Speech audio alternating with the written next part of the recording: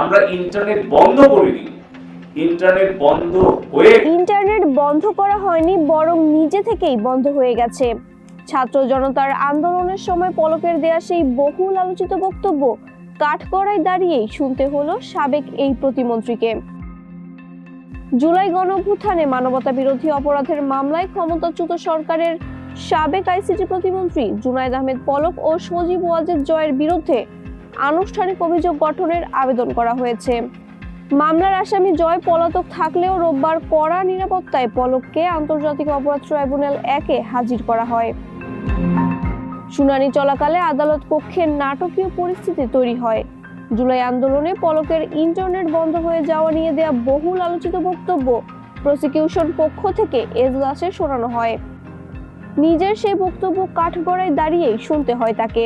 একই সাথে ইন্টারনেট ও social media blackout নিয়ে সালমান এফ রহমানের সাথে পলকের গোপন কথোপকথনও আদালতকে পড়ে শোনায় প্রসিকিউশন।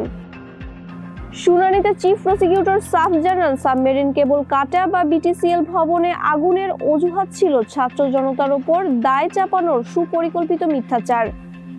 প্রসিকিউশনের দাবি অনুযায়ী ইন্টারনেট সংযোগ বিচ্ছিন্ন করার পুরো প্রক্রিয়াটি ছিল তৎকালীন সরকারের উচ্চ পর্যায়ের নির্দেশ এবং সজীব ওয়াজেদ জয় ও জুনায়েদ আহমেদ পলকের তৈরি করা নীল নকশা। 11 জানুয়ারি প্রসিকিউশন পক্ষের অভিযোগ গঠনের শুনানি সম্পন্ন হয়েছে।